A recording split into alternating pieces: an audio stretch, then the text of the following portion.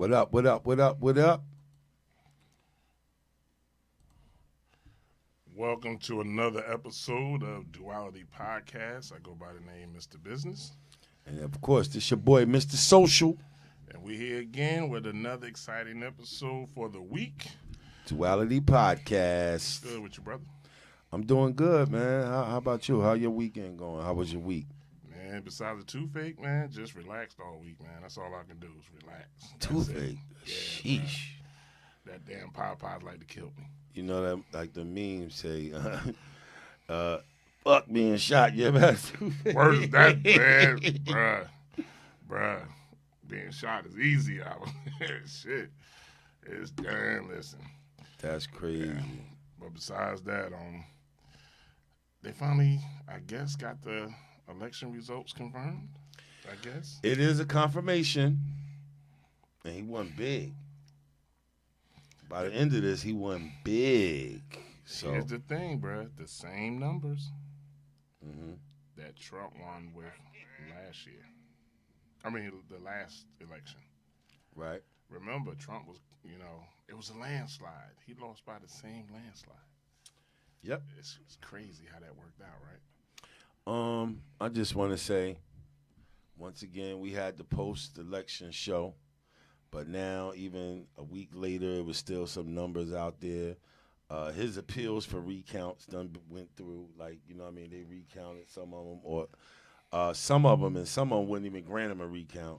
Yeah. And it's even Republicans saying the amount of fraud, that it could have been some fraud, but it's so little that it wouldn't affect the race either way. So he just needs to take his loss on his L on the chin like a man. But it's like, the one state I think they said is pretty much going to do a real recount is Georgia. Oh, okay. You know what I mean? Because of the margin of error. Right. It fits. They qualify under that whole recount, and it's an audit too. So it's a twofer type deal. But they're gonna do each one by hand. See, usually a recount is by machine, and an audit, if I'm not mistaken, is just a certain amount. But in Georgia, they're doing an audit and recount, so they're gonna actually hand count every single ballot in Georgia. Well, it's probably gonna be more to Biden. But see, it's bigger than that, too, because they got 2 runoffs. Oh, yeah, with other candidates that Right. ran in Georgia. Which pretty much has a direct effect on what the Senate looks like. Absolutely. It's a seat that could flip. And, if both Democrats win the Senate, the deciding vote is Kamala Harris. This is why Georgia is so critical. Because if they win, it'll be 50-50. Georgia, y'all got busy this year, man. Give them a round of applause right quick. Yeah, for Georgia real. haven't been a blue state in 28 years. They created that blue wall, man. And First step in taking the South over. Absolutely. Now, granted, we lost some seats in the House, too. So the next midterm is going to be big as well. You know what I mean? Yeah. But, now he is so selfish of a human. Mm-hmm. You know what I mean? That's the best way to say it. That Joe Biden can't even get his transition team. You know what I mean? Like, when you lose, there's always been a protocol when you lose. Correct. He's not giving him no info. Yo. No nothing. To the point now they've been so tight these last 4 years, the Republican in the White House, right? Mm-hmm. You got Republicans coming out. One, I forgot his name, but he's the head of the Oversight Committee in the Senate. Okay. He was like, he got the Friday to start. Because he wouldn't even give the briefs like he was supposed to. Yeah. Come on, man. See, like you said, that's being childish. Right. At a point, it's bigger than you. Just like he didn't understand that whole concept. The presidency is bigger than you. Right. I don't know if you remember this scene. It was in Mobsters with Christian sleeve. Yeah. So when the guy was like, come, the Don at the time, Yeah. pay respect not to me, but to the position I hold. Right. That's how the presidency got to look at. You don't try to garner all the personal respect. It's the position of presidency you give credence to. You know what I mean? Absolutely. So every president did it. They start helping the next one transition because you supposedly at the end of the day are a patriot of our country. So even if you lose, you don't want to see our country do bad. So you participate the correct way. Right. This guy don't get it, bro. This guy don't get it. But see, here's where he's not a politician comes out. Right. See what I'm saying? Like, he's taking this shit. It's personal for him. Right. Like, he's not a politician. He never was. Never was. And it's showing that it's coming out, like, it's leaking now. He ain't, I'm not taking his L. Then he got his kids, but see what they doing is, to me, they positioning themselves. Because I understand this. Even when he's done with being the president, he still has power. Right. 72 million people prove he still has power outside of being the president.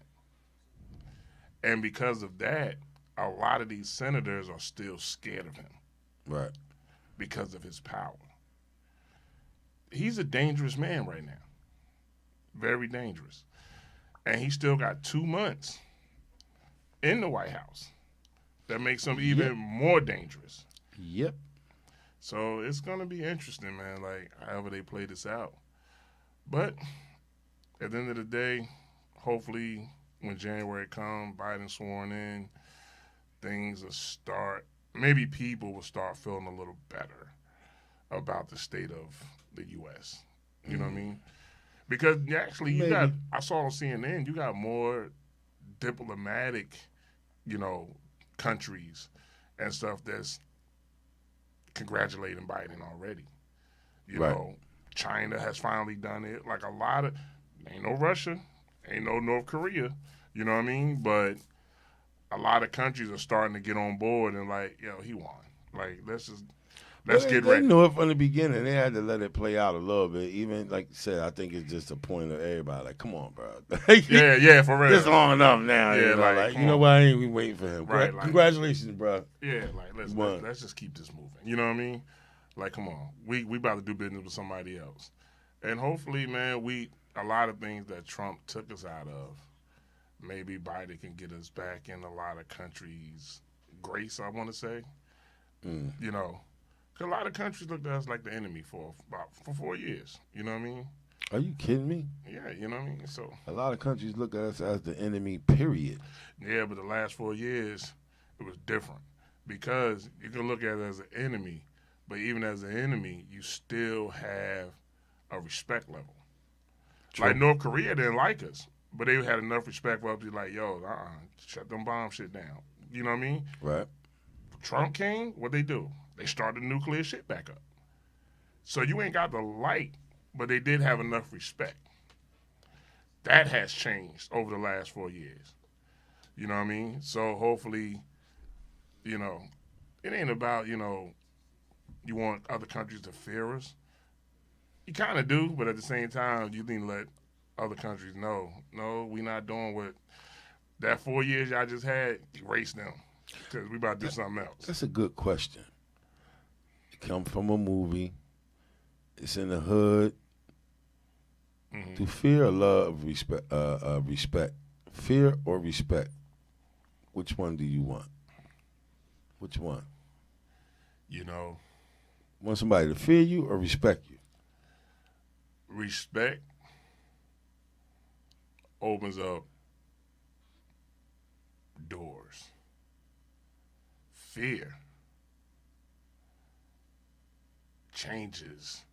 Fear is deadlier than respect. Mm-hmm. I mean, as the saying goes, I'd rather be feared than respected because the fear lasts longer. Yeah, only difference is, too, I guess I look at it, you know, fear lasts longer, but fear gets you killed quicker than respect will. Probably. You know what I mean? Because people kill what they fear. You know what I mean? Respect-wise, it ain't that much depth in respect. It's just like, okay, I can respect and not deal with you. But when you fear somebody and you know the only way out is to take them out, that's a difference. You know what I mean? So fear has a level of nervousness that respect doesn't. You know what I mean? You know, because respect, both of you can be on that side. Fear, that's a one-person deal. You know what I mean? So, I don't know. I don't know how people can sleep like that. You know what I mean? I don't want to be like that. I wouldn't want to walk around. You know, I might even tend to agree that fear would last longer if you instill fear or respect in someone, right? Or, you know, get that from someone. But like you said, that's just not a good feeling to me. That, yeah, they all scared of me. Like, I can't see how I would function knowing people only operating or doing what they do around me because they're scared, because they got fear. Yeah. I don't want that. Not even for my kids. You know, I know we joke around, but the fear of God and my kids, you know, like that's just too dominant to me when I look at it. You're not gonna get an honest read. Like, they only giving you whatever they think because they scared to death. Like, you know what I'm saying? If the respect level, you get more of an honest feedback to, like, what's going on, you know? And the average person with that much power doesn't trust anybody. Right. So that'd be the main reason they want them to be scared. They can't trust them. Right. So, granted, you got everybody fearing you, but you can't sleep because you can't trust nobody. You know what I mean? Like, you can't trust nobody. You know what I mean? Like, that can't be a life. That's a horrible life. Yeah, that can't be a life you want. Well, you got to walk around and don't trust nobody. Exactly. You know what I mean? Because one thing, for the right price, your man will switch up. Right. Even with fear, you know what I mean? No doubt. Even with fear. What Biggie say? Let me get the line right. Your mama light that ass up, properly gassed up. It's true. It's true. And like you said, you see it in most mob movies and even in real life. The average person that fell, he fell from a friend. Oh, yeah. He didn't fall from an enemy. An enemy can't get that close to you. Exactly. Can't. They can't do it. So, you know what I mean? So that fear, you know, even with fear, somebody wants what you got. Right. See what I'm saying? Because we all, even as you, we grew up, like you said, you watch Kung Fu, you watch all these things, you go outside, you emulate that. Right. In real life, when they know somebody got that much fear, they want it. They're like, I want that power. I agree. I mean, again, you know, fear, you know, when you have self-fears of accomplishing things or trying new things, and that's one thing. You know, that's one space. But being fearful of a person because of the position they hold, the power they have, that is a whole different fear, too. You know, it's like, it really is. You know what I mean? And even though this like a little bit off rail, but most domestic violence is fear-based. You know what I mean? Excuse me. Absolutely. You know what I mean? So like, that's part of the abuse, the mental abuse, to make them have that fear. That's how look, remember I just said a minute ago, I don't know if I could live like that. I don't like that feeling. That's the first thing I thought of. The, like, domestic violence, you walking around, your girl love you or she just fear you. Like, you know what I'm saying? It's a difference, right? It's a difference. Man. You know what I mean? I don't want her walking around like, oh, baby, you know, just because she's scared, I'm going to hook off on her. You know what I mean? See, look, here's, you know me, I'm an asshole. So this is where the gray area come in at. Sometimes, man, you get a girl a little bit too mouthy, boy. Yeah, you got to put the fear of God in her, you know what I mean? Nah, you don't. I'm just messing, but I'm just saying. But you know. He working on that band, y'all. We ain't get banned yet, and he trying to get it. God damn. Nah, you know, man, I'll never be an advocate for, you know, putting your hands on women. No doubt. You know what I mean? But, I know that. But you know how, you know, some women, though, you will look at it and be like, ooh. You know what I mean? You just at least can shake them, right? Yeah. Can you do that without getting in trouble? I remember my dad used to say this back, like down in North Carolina, what they used to do, so they don't get the charge. They hit women in the head with phone books. so they leave like a mark. Like it used to be a Southern thing, bro. Like that was big down in the South. Well, you know, down in the South, you just gonna whoop your woman at Sunday at 12 o'clock. That's crazy. Yeah. Yeah. I didn't know that. I do know. Yeah, it's in the rule. Actually, it's in the North Carolina thing where they should go to the courthouse. Let me tell you what I learned. It's the weirdest what thing this ever. country man used to be. This is one of the craziest things I ever heard. They used to sweep their front yard. That's all dirt. Yeah. And so it better be like that, or they check the footprints, come back today, or rake it, where they have fresh line, they can see the footprints and stuff. Oh my God, Bruh. I can't live like that either, being that jealous. But they were saying, bruh. No way. Yeah. But see, that was fear. Mm-hmm. That was fear right there. If he swept that yard, the fear was like, don't come over here. You couldn't even be family. Don't come over here. You know what I mean? That was fear. You know what I mean? That was the whole way of life, man. I mean, thank God, though, you know, things have progressed. But Absolutely. But at the end of the day, Look, we making humor of everything up here. Y'all know that. We not condoning any type of domestic violence, any type of violence against women, nothing like that. But don't be so sensitive. Some stuff funny. Sweeping your yard, yeah. that's funny. Yeah, and some women used to have some things, too. When the guy go out and come back home, you know, she check him out. Yeah. Let me smell you. I had real story. I had an aunt that did that. And she's always said that he come home like, pull him down. Yeah, she had to check for something. Wow. Yeah, yeah. I'm saying like, Hey, listen, man. the things Southern women and Southern men did for years, bruh, it's just hilarious when you hear the stories, man. It's different culture. Yeah, for real. All over the country in different pockets. We all, African descent, but it definitely different little things that go on in different areas. You know what I mean? Yeah, but all it breaks down to like fear. Like that was fear. You know No what doubt. I mean? You know, dudes, you scared to come home, boy. Fear. You know what I mean? Al Green caught the fear when them grits hit him. Fear. Ooh, he went to Fear. Al Green with them I was grits. just saying, fear, bruh. Fear is dangerous. Well, speaking of fear, there's the opposite side of that, being like fearless. Mm-hmm. So it's one of the things that I guess one of the qualities that he definitely possessed. We're gonna find out today. He's a fearless man. He's involved in a lot of fighting for social issues, Right. fighting for people and doing things that can help those that are in need or have a different background. You know, we don't give up on them. We be fearless with them too. Right. So this week I want to introduce our special guest. Let me get his titles down correctly. Yeah. Run them off. The first one, he is the president of the Elizabeth branch of the NAACP. Let's give it up. Let's give it up for that. All right. He is a program development specialist with the City of Elizabeth and the City Reentry Program. Ooh, okay. Yeah. And he's definitely, he might have to correct me on this, he's a reverend. He pastors True Word Community Christian Center in Elizabeth as well. Okay. Wow. Okay. And our special guest today is Reverend Leonard, also a lifelong learner, a veteran of the U.S. military.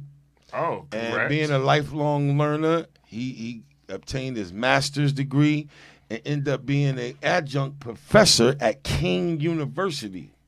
Oh, we're going to get into this today. Okay. Yeah, man. You got to be fearless to do those kind of things. Absolutely. Special guest on Duality Podcast, Reverend Leonard Grayson. I was about to add a title. I was going to call you doctor. I got enough. Let me tell you, it's enough. Welcome to the show, How's Mr. it going, Grayson. brother? How are you? I'm well. I can't complain, and I That's good. appreciate, humbled by your asking me to be on your show today. Absolutely. So, It was all him. I didn't really want you to come up here, but no. Yeah, we flipped the coin and Hey, you got here. You made it. All right? You made it. that's it. And I made it before the rain too, because we're anticipating some rain. So when I was getting ready this afternoon, I was trying to figure out, you know, could I get home before the rain started? Or could I just get here and do half the job? So I got here safe. Wasn't no rain yet. So we'll see how it plays out. We'll but, see on the God way is back. good. Yeah, God is good. I'm protected, so I'm well. Absolutely. Very good, very good. So we're gonna start off. Let's talk about. Let's go first into Kane University. Okay. What degrees do you have from Kane?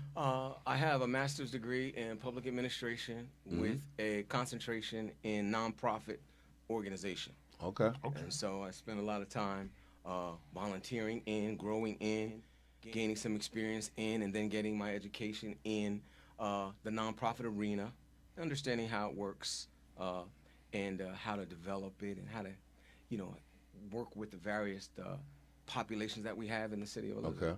Right. Okay. So your teaching position there as a professor, explain that role to us a little bit. I teach in the Department of Public Administration. Oh, you got the and degree so in that, right? I teach in various core and elective classes. And I'm privileged and honored, right, to engage in next generation leadership, right? Listen, we've got a whole lot of conformists, traditionalists, elders holding on to power.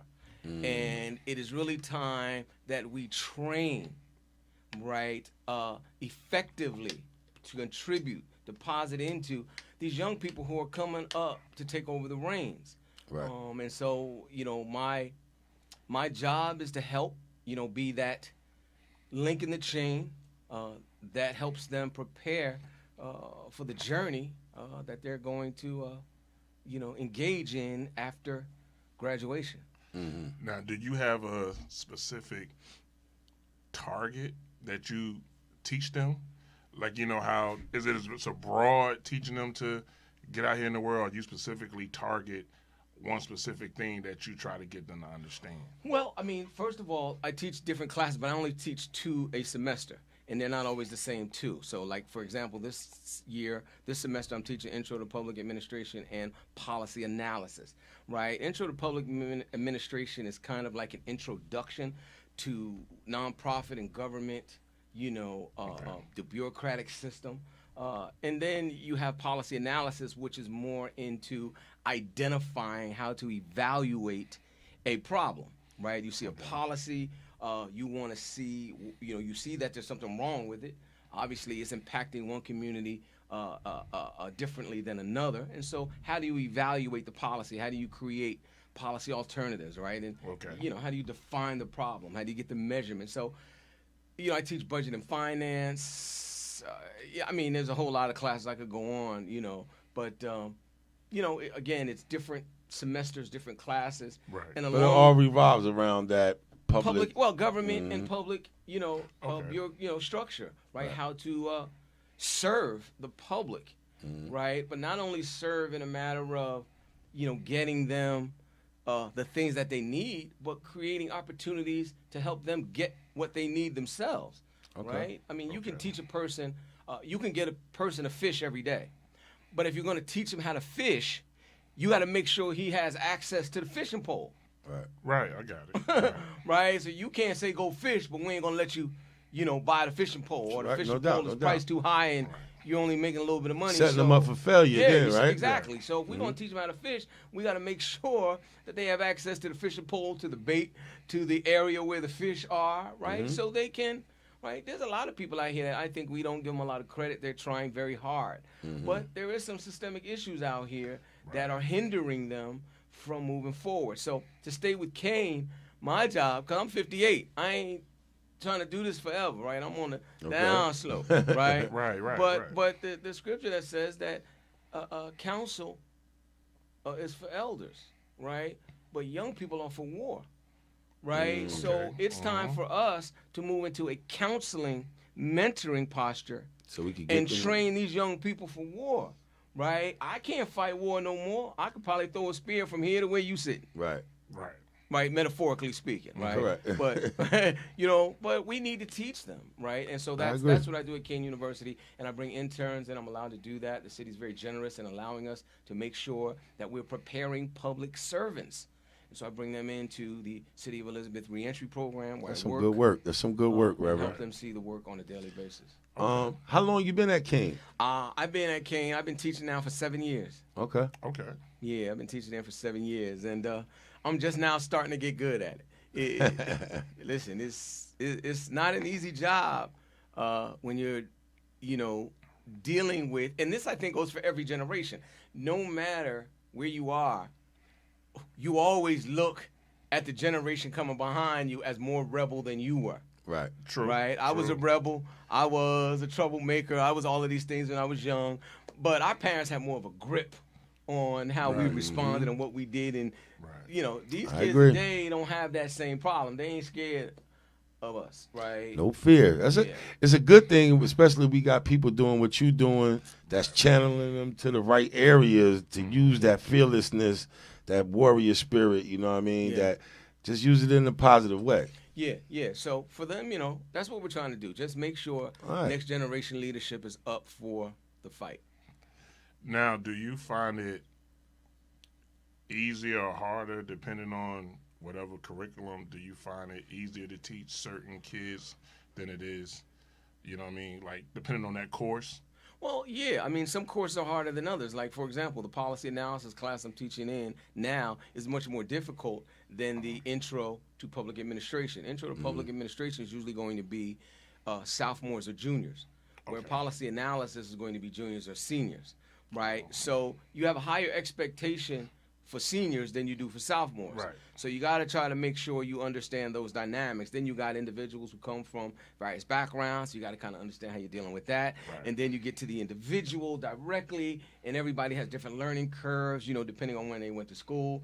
If they went to school in Westfield and I'm teaching a little kind of behind the curve, maybe to help some of our students from maybe urban areas, right? They get a little upset because they think I'm moving too slow. So you see the disparities in public schools. Right, when you get all of these individuals into one room. That is a great perspective. I never looked at. Let's talk to the college professors.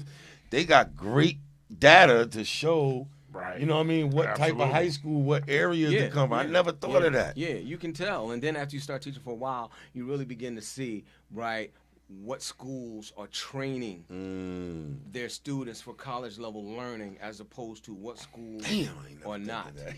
Right? And you start to... You try to, you do what you can in that area. And I have some other areas I work in where we try to deal with those disparities. But, yeah, from a college seat, you sit there and you go, okay, Right. It's going to be what it's going to be. Oh, wow. So, 7 years at Kane, you earned your degree. Let's get into your military service real quick. We just recently had Veterans Day. Happy Veterans Day to all the veterans around the country again. Right. So what branch of the military were you in? I was U.S. Navy. What year? 1980. Okay. I served in the ASR, the USS Kittiwake ASR 13. It was a submarine rescue auxiliary ship. And we had SR-8 bells on our ship, and what we had to do was we had to practice consistently dropping them down into the water, connecting them to the top of submarines, and bringing men up out of the submarines because we were rescuing disabled, sailors and submarines. So if a sub get something go wrong with it, let me say that, right? If it gets disabled. They out in the ocean somewhere. Right. Y'all coming to get them off the sub. Get them out. Yeah. Got you. So that was a lot of hard work, but it was fun. But I used to get seasick all the time. So my time was short-lived. I should have picked the Army or the Marines, something that was on the ground. But in my 3 years, though, 3 years, I got to experience traveling. And one of the greatest things that I think that brought me was exposure. And I talk about this all the time. I was exposed, right, to the world. And by the time I got back, I went in at 17. By the time I got back at 20, right? And I say this story all the time just to show you or illuminate this issue. But when I first got back, my boys called me. I'm from Elizabeth, called me over, 5th Elizabeth Avenue. We chilling, smoking a joint, drinking and knocking back a 40 OE, right? So the next day, Pat, you got them 40s. what? The next day they called me back again, right? They said, yo, L, that's what they used to call me back in the day, L. They said, what Right. you up to, right? And I was like, nothing. I had just got home, right? And they were like, come on, hang out. So we go and hang out on the corner, smoking a blunt, knocking out a 40 OE. Right, third day, I'm standing out there with them again, and I'm thinking I was just in Spain last month. Right. You know what I'm saying? I was just in Europe. I was just, out in the Bahamas. I was just, right? So once you get exposed to some stuff, there's no turning back. And so Can't unsee it. we have to find a way to start going back to exposing our kids. On my 8th grade graduation, and I actually graduated from school in Hillside back in '76. But when we went on our 8th grade graduation trip, we saw a Broadway play called Shenandoah. We ate at this famous restaurant called Mama Leone's. We took the ship over to the Statue of Liberty, right? We got exposed to some stuff. It's unfortunate that when and I love my city, Elizabeth, but what I see a lot now is when they go on a class trip, they go to Great Adventures, right? And while I'm okay with the balance of fun, I don't see a lot of real engaging learning outside of Elizabeth. No, you're absolutely right. I don't know. One You of know the what's things. funny? You know what's funny to me? In 8th grade, we went to Great Adventure. No, we didn't. We didn't? No, we didn't. I was about to say that. Where did we go? In 8th grade, we went to Washington, D.C., and we was in the Gifted and Talented program, me and him. Right. And kind of along of what you're saying, I remember we didn't get to go to that stuff. I used to be mad. Cleveland went, Lafayette, Hershey Park, all. No, I don't we know went the to Great Washington, Adventure one of them D.C. damn years, the end of the year. We went to Arlington Cemetery. You remember the usual, the U.S. Branches, Right, like the we did the Treasury, tour, right. right. And that was our trip that year. Okay. I don't remember that. Okay. In But Baton. you don't see a lot of that today, right? I didn't, right? My kids both grew up in the Elizabeth system as well, and I don't remember. I mean, I sent my daughter on somewhat of a type of excursion trip to Australia, right? So she did a little work out there in Australia, right? My children, by the time they were probably 15, they had already been to 5 different countries. Right, Because of your direct experience Right. of With the how Navy, that of exposure, traveling, right? no And, doubt. and so I gave that to them, but I don't remember a lot of really impactful right. trips that they made through the school I system. even hear I would have to do a little more research, but even traveling to different places on the planet, it does something where you use different sides of your brain, like. They really say, like, for real, traveling is good for you to Well, let me share you experience this story things. real quick. Okay. When I took my daughters, we were out in Barbados, right? And I mean, the water out there, all the Caribbean water, right? But we were in Barbados, man, and this water was super clear. Now, prior to us going on our first trip, I used to take them to Kingsburg all the Right. time. Right? So after we come back from Barbados, I took them back to Kingsburg, and they stood on the edge of the water like, we ain't getting in this. Wow. Right? They said, we ain't getting in this because that water was fine with them until they saw something better. And once they Perspective. saw something better, they couldn't go back to what they used to do. And so that's really my issue, is getting people, whether they're young people or whether they're people coming out of some type of fog of recovery or incarceration, to get them to dream again, right? To envision better for themselves. But you got to, again, start, because some people just never been exposed to anything. Yeah, that's absolutely true.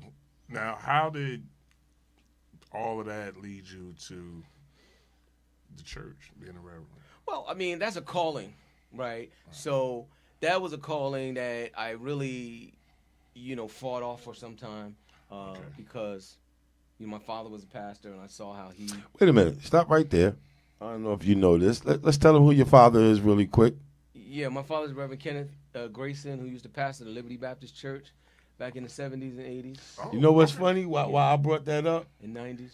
This man, to me anyway, Kenneth Grayson, God bless him, bishop, right, at the time? Well, he wasn't bishop, yeah. No? We didn't have all them bishops back then. They were few and far. Long story short, I didn't really go to church that much, and I definitely didn't go. I went to my grandmother's church when I went. I didn't go to Liberty Baptist, but I'll be darned, this man was very popular because I knew his name. Like, I knew him that was my pastor.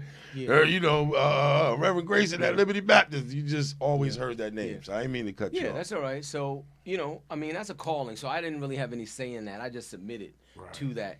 And it works within everything I'm doing because it creates a spiritual foundation that in my belief system, my faith system, I believe that divine intervention plays a role in our lives. And so to be connected to God, you're going to find it still a hard road, but it's better than traveling alone.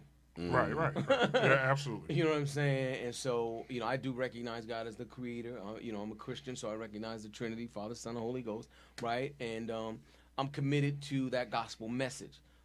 But I also find that I'm a liberation theologist, if you want to say that. I believe in liberation theology, where I believe that you have to put now this energy, this spiritual revelation, these things that we get from God, we have to put it into action, right? To bring equity, fairness, and justice to all people, right? Somebody has to speak truth to power. Absolutely. And the only people that can do that are people who have more power than the power they're talking to. And sometimes the power, physical power, doesn't see that. But we know that God is all powerful. Right. And so when we got him with us, we can confront any situation without, as you say, fear, being fearless. What is the name of your ministry? It's called True Word Community Christian Center. It was created last year. We had our first anniversary in October of this year.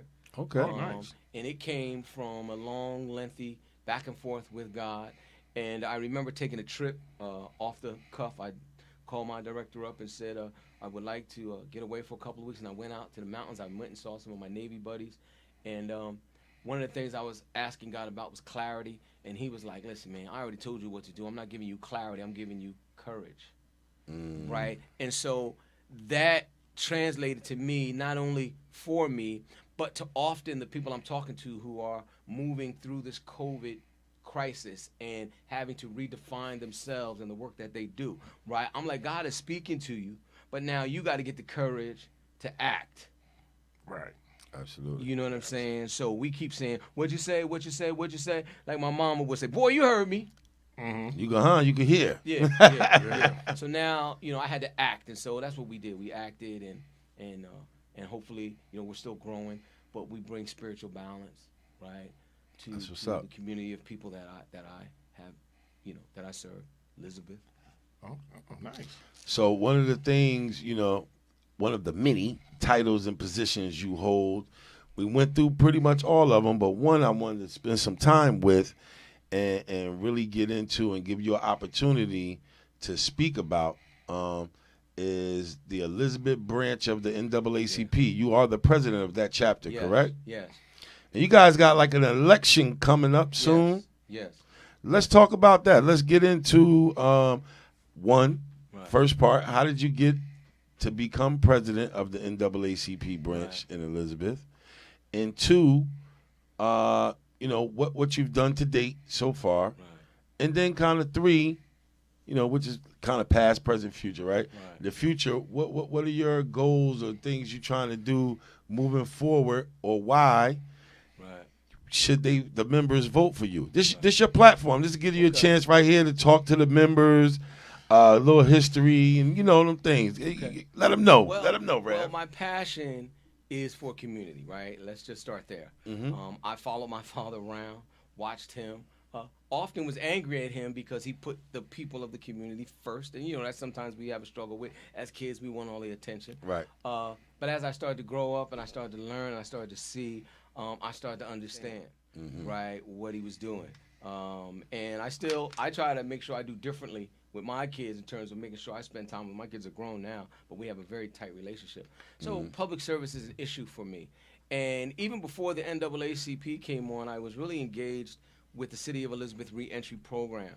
And it was a program that I was asked by the mayor and Director Garlick to come in and create because of the high influx of individuals who were being released because of new criminal justice reforms being released. And so we wanted to make sure that we had access for these residents to transition successfully into normal, community and family life.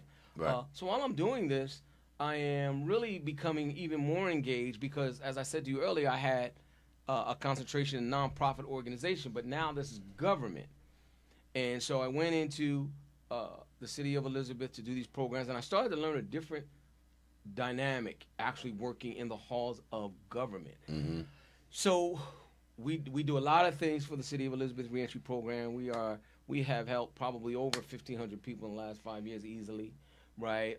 But it started to give me more strong advocacy passions, right? I'm seeing the stuff we're doing, but I'm also looking at policy issues that are even to some degree hindering us from doing our job. So last year, I have watched the NAACP for some time. I wasn't really involved with it, and I had my reasons because I was really doing a lot of learning and under the covers work, if you will. Mm-hmm. And I wasn't really one for being in the limelight. The NAACP had its issues. I remember Reverend Adair, when he was in charge, he was kind of sick, and so he couldn't give it the full attention that he wanted to. Right. So what happened was he decided to resign, but he decided in the middle of a 2-term election year. And so what happened was Rich Perkins, who was the vice president, took over, but he really didn't want the job. Right. So he kind of asked my brother Salam Ishmael to kind of take it over. Now, immediately Salam Ishmael began to suggest that he was the president of the NAACP. And I kind of was like, well, I've been watching it from afar, but now you guys are like just going crazy, right? This is the NAACP, right? My friend, Mr. Nesbitt, Kim Nesbitt's father from the Nesbitt Funeral Home, started the NAACP back in the 50s, right? Steve Sampson, part of that era that grew this NAACP, and the host of names that have contributed to the growth and development of our people in this area. Mm-hmm. And so I was like, y'all just gonna do whatever y'all want to do. So I actually went to Salam's not swearing in, but his public acknowledgement of the him being the acting president. Right. And I said, this is wrong. So really couldn't do nothing about it at the time. I just wanted him to be clear that it was wrong. But so what happens is, after he gets it, he really doesn't do anything with it.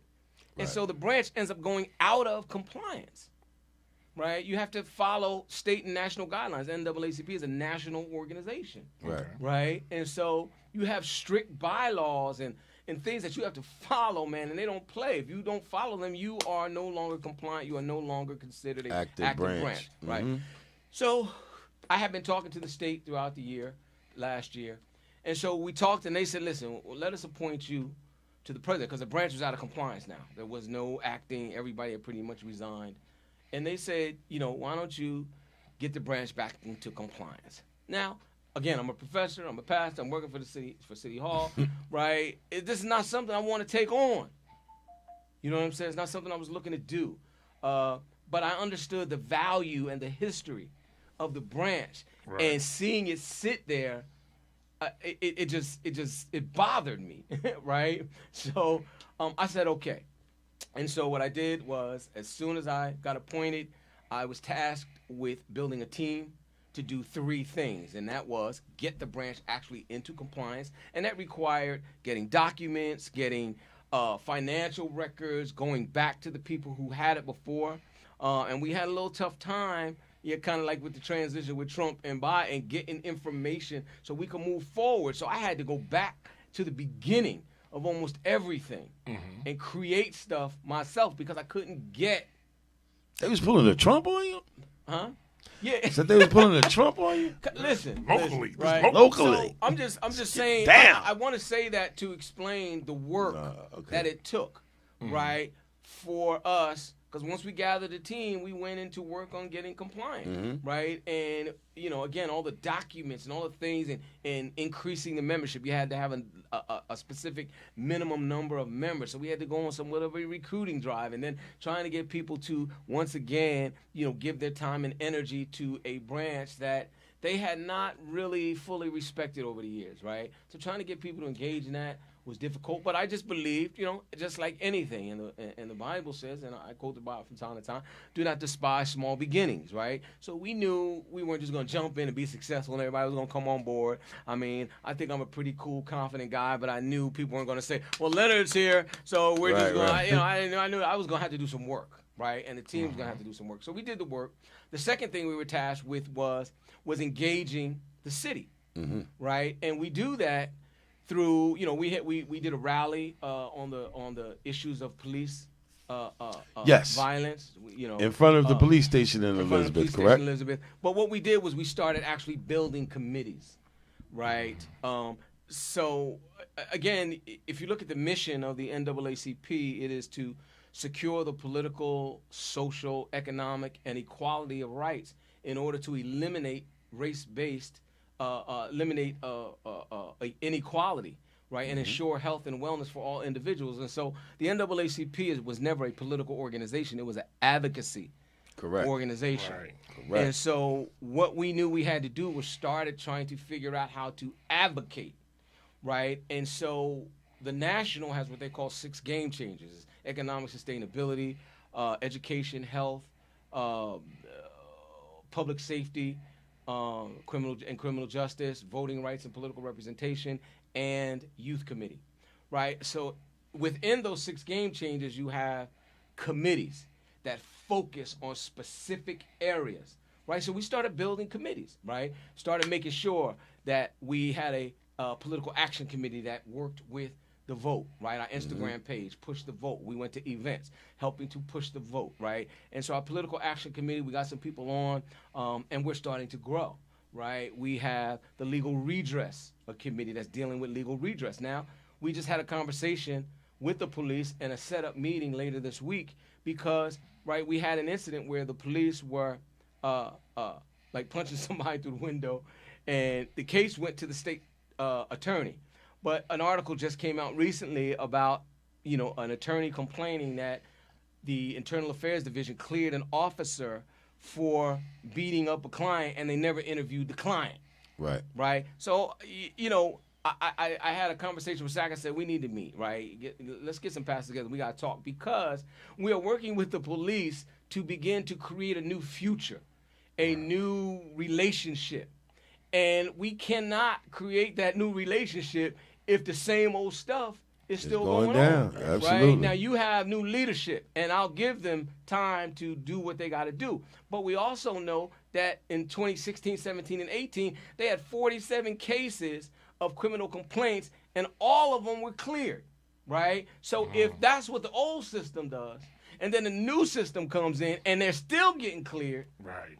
how are we going to make changes and make the people believe that we are trying to do something, right? So I'm like, all right, we got to talk because, listen, I'm not saying let's go out and find police guilty just to get the numbers right, but you ain't always right. Right. Ain't no way. Right. You know? Right. In full disclosure, if I could add, I joined the NAACP recently in September. One of the reasons I thought it was such a historical institution that, it just tickled my fancy to be a part of it. But a big part of it was President Grayson here. I also got involved with a mentoring alliance that they're doing, and the NAACP is a part of it, and especially one of those game changers, he said, the youth committee. And I said all that just to get to the point that I must say, it's so much work to be done with this relationship across the nation with our people in law enforcement. Right. But I will say, and this for all my Elizabeth residents that's watching, 2 things just happened here that I want them to make sure they see. One, that the top brass of the Elizabeth Police Department is, at least in words, and it has been some action, willing to work on this relationship. Would you agree with that? with the community. I will agree with that to some degree. I said Right, said so right, far, and right, I said some action. right. And the other thing I would say is, no longer do you got to worry about it just going with no bat. African Americans, Latinos, and Elizabeth, reach out to the NAACP if you have a problem with these officers.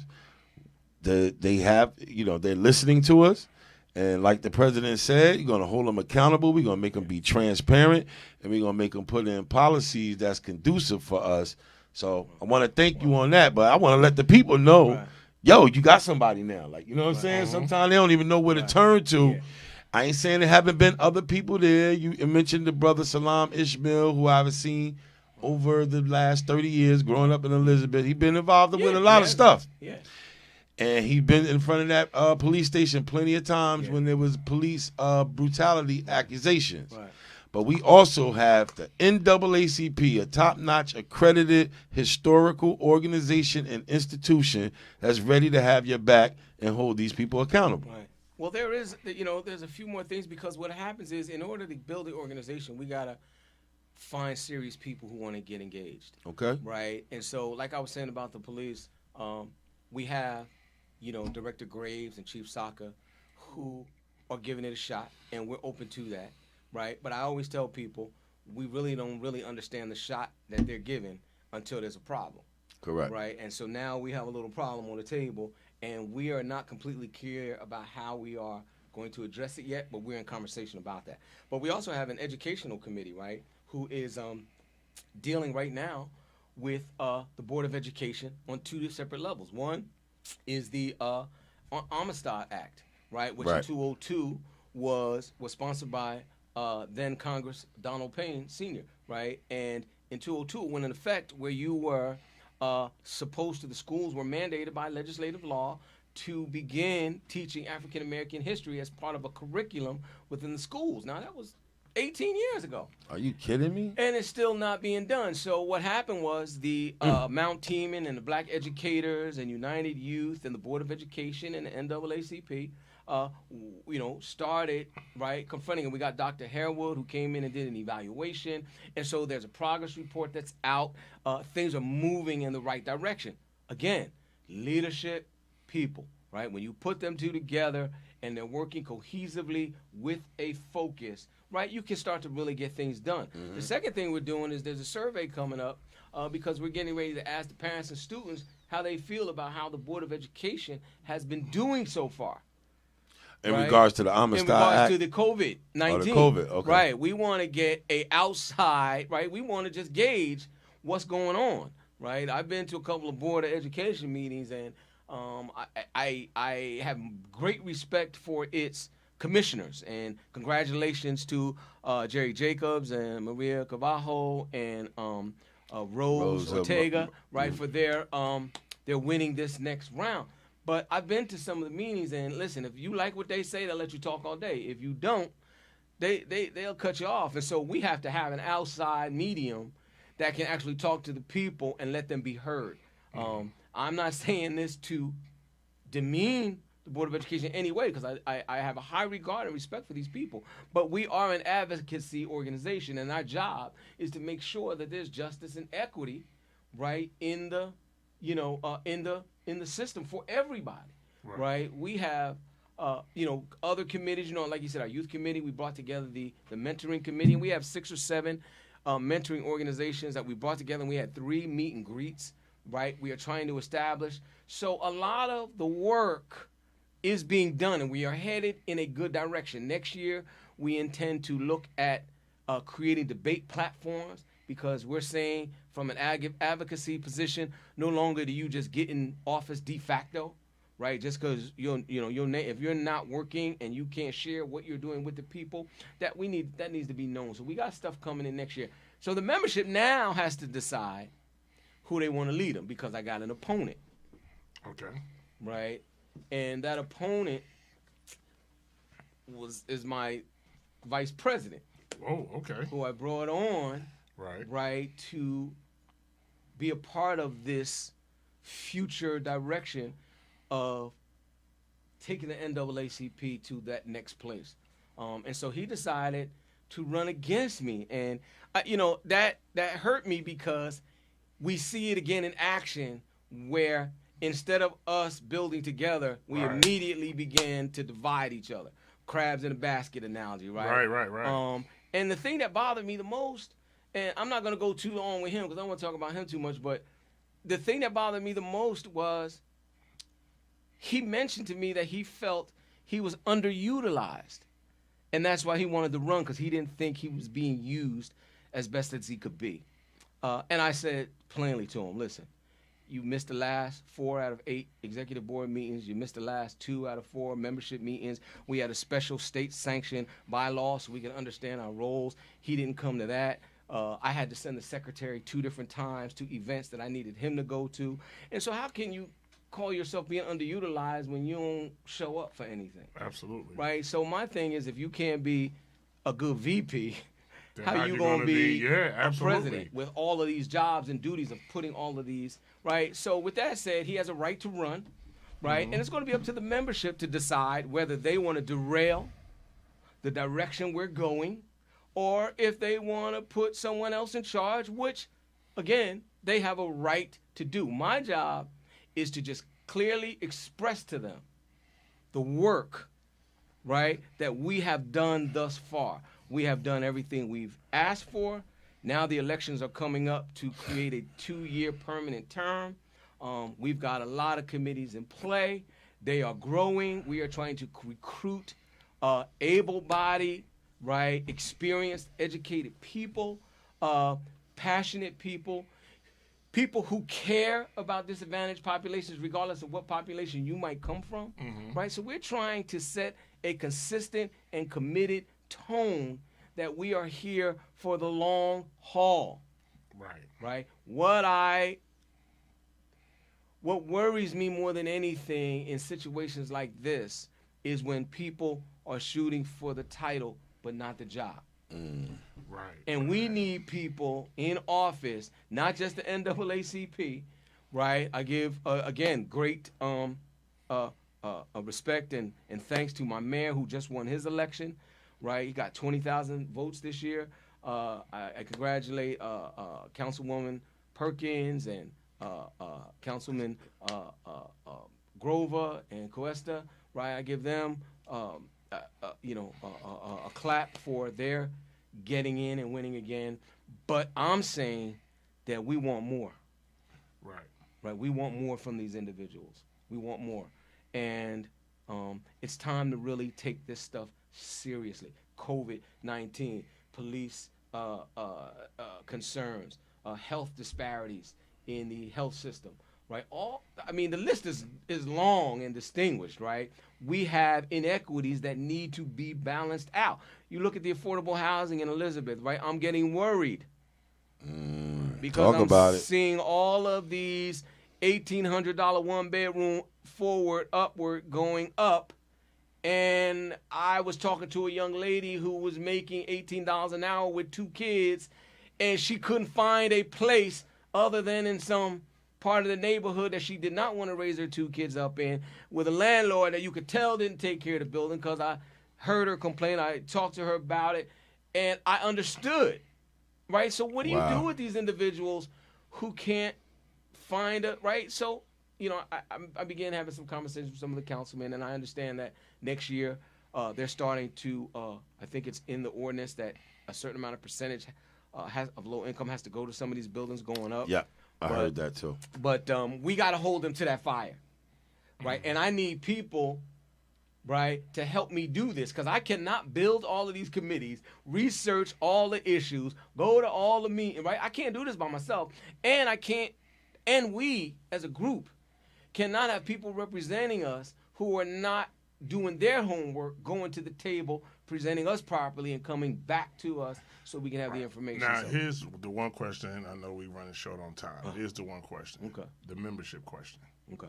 How many people are being members to legitimately move the movement, or how many people do you feel are becoming members based on there's an election coming? Because that's a different type of member. Right. Well, we're going to see. because we're new, I got it. Right. And I gauge my barometer of people by the work they do. Now, I got some friends who are only interested in talking Giants, right? So when I'm with them, that's what we do, right? I ain't trying to talk to them about no current issues. I ain't trying to talk to them. When I'm with them, I know they only want to talk Giants, right? I would love for them to join the NAACP, but I know unless we all go into a Giants game, they ain't, right? But there are people out there who can work as a team, right, who are interested in current affairs, who are interested. And so the only way we can tell is the work. Right. The work reveals. Absolutely. Okay. And really quickly, before we log out here, I want to go through and give everyone a chance to get your social media. So if you would like to join the Elizabeth branch of the NAACP, where should they go? Right. They would go to the NAACP Elizabeth, New Jersey 2020 Facebook page. And go on Facebook. They get the information. We also have an Instagram page, Elizabeth NAACP. And if they choose to join, they could hit the join button, and it will take them to a donation or a membership page. And you drop down box, and you choose what membership you want, and you join. We get the invoice immediately. You go on our email list. We start engaging you as quickly as possible. Okay. How about the re-entry? Do you have any social media for that, or should they just report? Well, let's go. Let's talk about it. The city, man. City of Elizabeth. Well, my email is lgrayson, Grayson, at elizabethnj.org. Say it one more time so they can hear it. lgrayson, Grayson, the letter L, Grayson, at elizabethnj.org. Our number there is 908-820-4052. Now, there's another number, my clerk, which I call my operational manager. She's the lady who's on the ground. Her name is Deborah Harrison. Her number is 908-820. Shout out to Miss Deborah Harrison. Right. Her number is 908-820-4042. She is ball of energy when getting housing, getting rental assistance, getting utility assistance. We have a partnership with Prevention Links where we actually offer trained counseling, therapy to individuals who are struggling. So she's all in. So if you need something and you're from the reentry community, come see us, and then we refer you. Right? You got Reconnections, you got New Jersey Reentry Corporation, you got Division of Vocational Rehabilitation. You've got a lot of our partners out there. We work closely with HACE, Housing Authority of the City of Elizabeth. We work over in Bayway. We work closely with them, and so we are collaborating and trying to maximize efficiency while minimizing, what's the opposite of efficiency? Ineffectiveness. Yes. I got one more. And lastly, but definitely not leastly, True Word Christian Community Center. What's the social media handles with that, with your congregation? Well, right now you can come on my Facebook page, Leonard Grayson. We are developing a True Word Facebook page, and we also have a website that's being developed. Gotcha. But again, because of the many things that pull me, I kind of need help. So if anybody is in the church building process, if you want to engage in something new, I believe in the spiritual area, it's time for a revolution. Right. Many of us, you see, the young people are flocking the church. Right. I mean, away from the church. And there's many reasons. Right. And I'm not here to indict the church. I'm here to suggest that God has given me an avenue, right, to inject and infuse something new. Right? Kingship days are over. I'm a servant. Right. Right? And I'm here to serve, but I still can't do it by myself. So got the stuff up and running, but doing a line and a paragraph here and there when I get a chance. Definitely could use some church building help right now. But you can contact us at twordccc, that's TWORDCCC @gmail.com. We are on every Sunday night at 6 p.m. Actually, I have Demetrius Cohen, who is the Associate Minister of Union Baptist Church. He's preaching for me tonight. So Why he's you a here? young brother. Okay. That's preaching for us tonight. Yeah, because I'm here with you. And didn't want to rush. So I'm here. But so he's preaching tonight. So we're on every Sunday night, 6 p.m. Come check us out. So they can watch Duality and then watch your word. That's how it goes. I put the word out there back already. to back. Told him to watch this and then go to Demetrius. Well, we want to thank you. Absolutely. You were a great guest. A lot of great information. You're doing a lot of positive things. We appreciate you. Keep up that work, Reverend Grayson. And we want to thank you for coming and sharing your story here on Duality Podcast. Thank you for having me. So I clap for you guys. I appreciate it, you. brother. Really appreciate it. All right. Thank you. No doubt. We see y'all next week, man. I'm Mr. Social. I'll be Mr. Business.